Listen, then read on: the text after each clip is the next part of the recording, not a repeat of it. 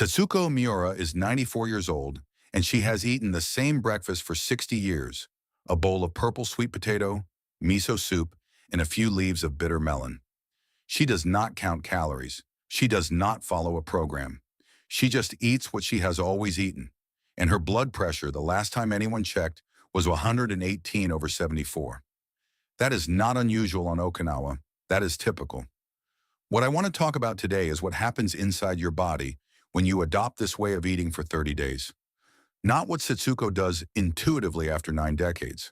What the research says happens to you week by week when you shift to Okinawan-style food starting this week.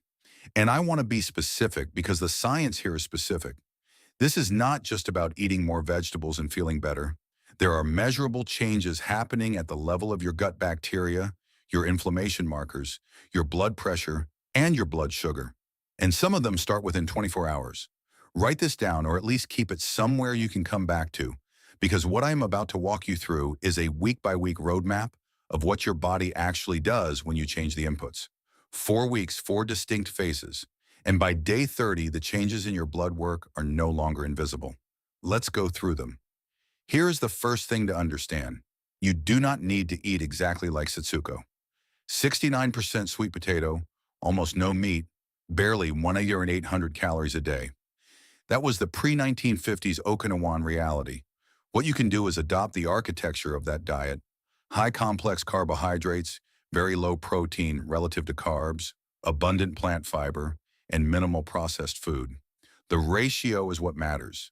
Roughly 10 parts carbohydrate to 1 part protein. That specific ratio, 10 to 1, is almost identical to what researchers studying lifespan in animal models found produces the longest lives. Not low carb, not high protein. 10 to 1 with the carbohydrates coming from whole foods.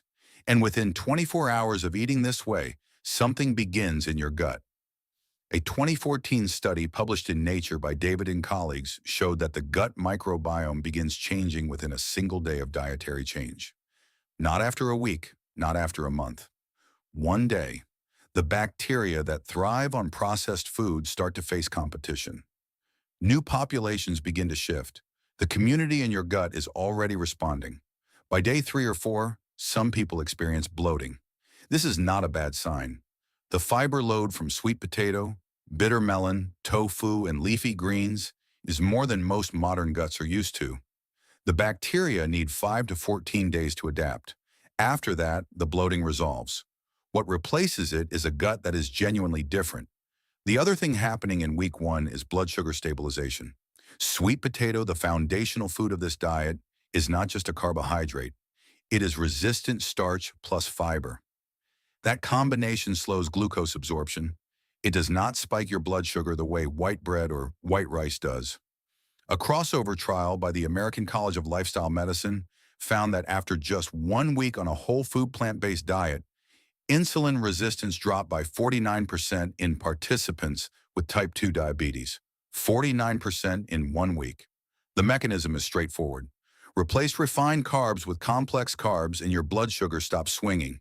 No more mid-afternoon crashes. No more 3 p.m. fatigue that sends you to the pantry. Energy becomes flatter, and flatter in this case means better. Here's a check-in. Think about what you ate yesterday afternoon. Did you have an energy dip between 2 and 4 p.m.? That dip is insulin-driven, a blood sugar crash after a high glycemic lunch. That is what the Okinawan eating pattern eliminates, not through willpower, but through a different set of inputs. By the second week, something is happening in your blood that you cannot feel directly, but that matters enormously. C-reactive protein, or CRP, is the marker your doctor checks to assess systemic inflammation. A 2022 study in Nutrients found that a significant decrease in CRP is achievable in just 7 days on an anti-inflammatory diet. 7 days. The Okinawan diet is structurally one of the most anti-inflammatory diets ever documented. High in antioxidants from sweet potato and leafy greens, rich in flavonoids, contains omega-3 from small amounts of fish, soy isoflavones from tofu and miso, and it is extraordinarily high in beta-carotene. So high that the skin of long-term Okinawans used to have a faint orange tint from the sweet potato intake. A study from PMC in 2021 confirmed that rising plasma beta-carotene is directly associated with falling CRP levels. A 2025 meta-analysis of 18 clinical trials with 2,602 participants found that anti-inflammatory dietary interventions produced significant reductions in both systolic and diastolic blood pressure, LDL cholesterol, total cholesterol, and high-sensitivity CRP. The body is putting out fires you did not even know were burning. Sleep is the other change in week 2, and the mechanism is genuinely elegant. Complex carbohydrates promote insulin release. That insulin release facilitates tryptophan crossing the blood-brain barrier. Tryptophan is the precursor to serotonin, and serotonin is the precursor to melatonin. Sweet potato is not just food, it is, in a roundabout way, a melatonin delivery system. A 2024 study in Frontiers in Nutrition found that low glycemic index, high-fiber diets are linked to lower rates of insomnia and better sleep quality. The Okinawan diet qualifies on both counts. By the end of week 2, many people report falling asleep more quickly and waking less during the night. Skin is also beginning to respond, though the visible changes will take longer than 30 days. The internal process is already underway. Soy isoflavones in tofu and miso interact with estrogen receptors in skin cells, increasing expression of collagen type 1, collagen type 4, elastin, and fibrillin 1. The reduced inflammation also means less puffiness, particularly in the face. The sodium decrease alone accounts for part of that. By week 3, the gut is measurably different. Research published in ASM journals found that after 2 weeks of increased fiber, compositional changes to the gut microbiome are detectable. The ratio of firmicutes to bacteroidetes, a marker scientists use to assess metabolic health, shifts. Firmicutes decrease. Bacteroidetes increase. This shift is associated with leaner body composition and better metabolic function. It is the direction you want to go. But the most important thing happening in week 3 is butyrate production. Sweet potato-resistant starch specifically promotes butyrate production in the colon. Butyrate is a short-chain fatty acid, the primary energy source for the cells lining your gut wall. It has anti-inflammatory properties. It strengthens gut barrier integrity, and it has downstream effects on systemic inflammation throughout the body. A 2024 review of resistant starch in the gut microbiome confirmed that sweet potato dietary fiber increases prebiotic index and bifidobacterium populations specifically. Your gut is not just different by week 3, it has been functionally rebuilt. Weight loss also begins to become noticeable in week 3, but not because of caloric deprivation or willpower. The Okinawan diet provides roughly 1,785 calories per day. A typical Western diet runs 2,100 to 2,500. That is a natural deficit of 400 to 700 calories per day without hunger because the fiber and complex carbohydrate load is genuinely filling. A reduced glycemic load diet study in the American Journal of Clinical Nutrition found measurable waist circumference reduction within 4 weeks, about 2 cm in the intervention group versus less than half a centimeter in the control group. And critically, resting energy expenditure decreased less on the low glycemic load diet than on a low-fat diet. The metabolism is preserved. You are losing fat mass, not slowing your metabolism to compensate. That distinction is important. This is not a crash. The calorie trial, published in Lancet Diabetes and Endocrinology, found that even 12% caloric restriction produces significant fat mass loss, with 71% of weight loss coming from fat. The Okinawan way produces caloric restriction naturally without counting. Here is the unifying principle underneath all of this. And once you see it, the whole system makes sense. The Okinawan diet does not work because of any single superfood. It works because of the ratio. 10 parts carbohydrate to 1 part protein. That is it. That is the mechanism. LeCouture and colleagues, writing in Age and Aging in 2016, pointed out that the optimal protein to carbohydrate ratio for longevity in experimental animals is approximately 1 to 10.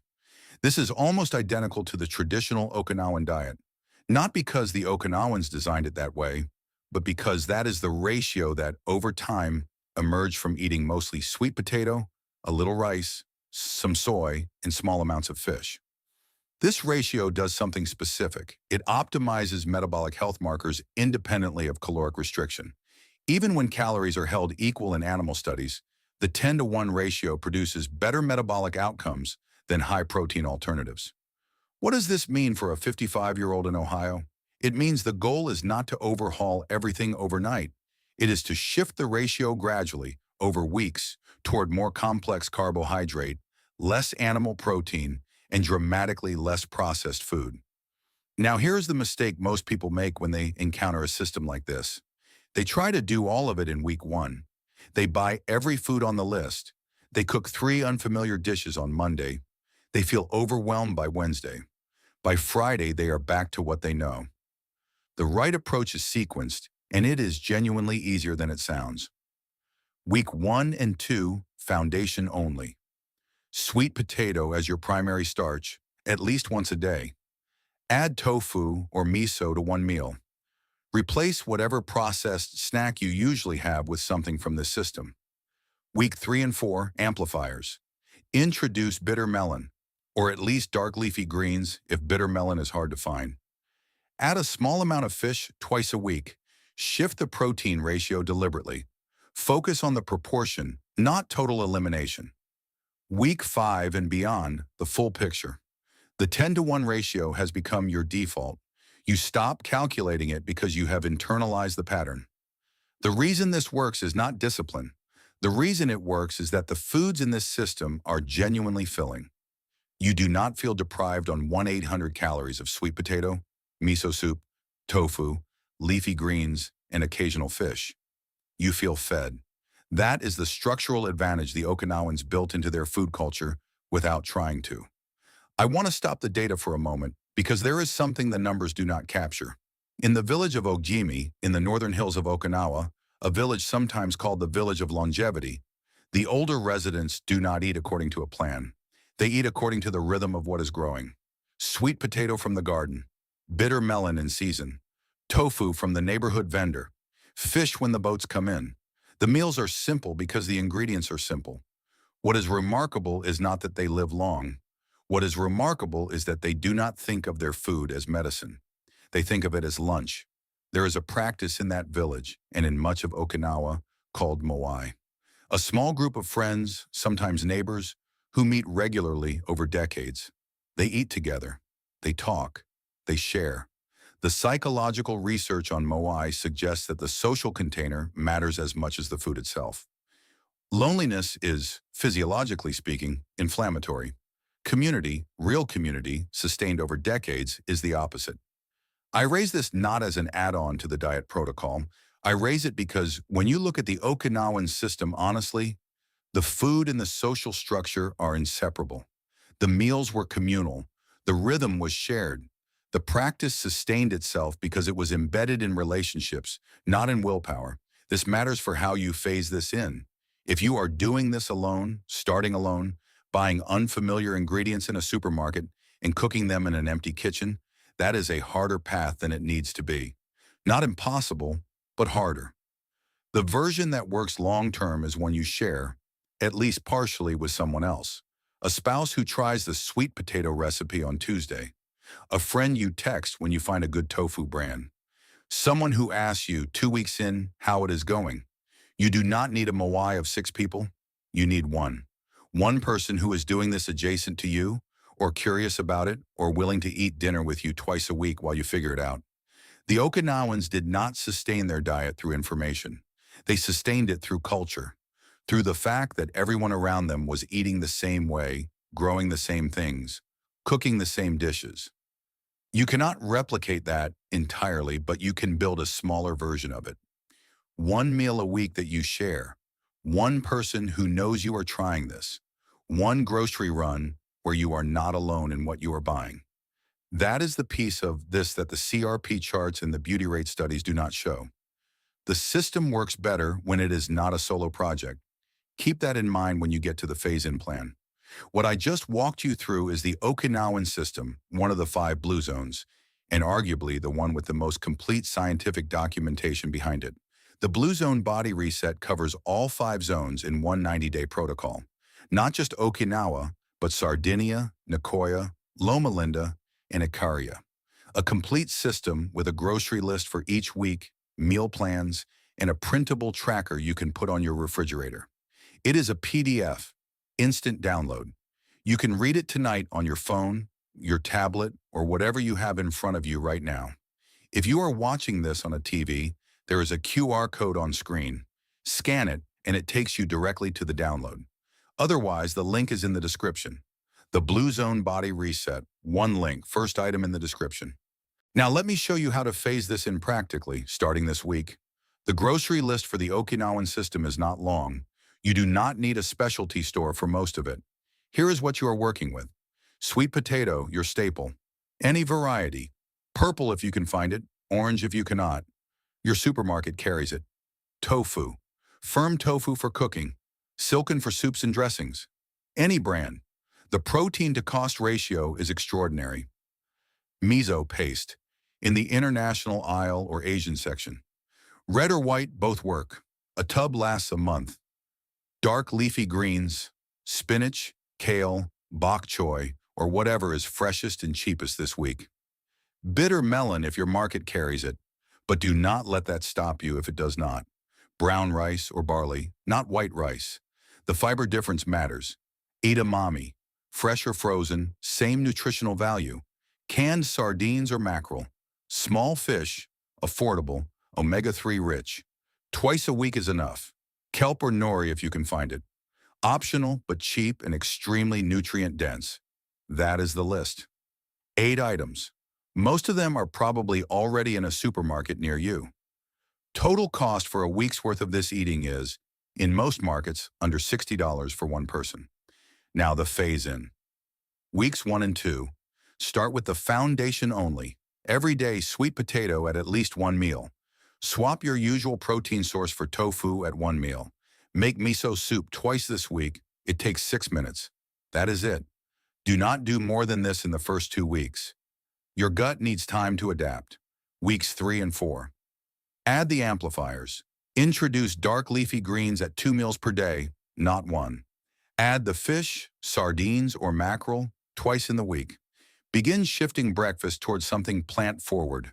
A bowl of barley with miso broth, or leftover sweet potato with a few leaves of greens. Weeks 5 and beyond, the full system.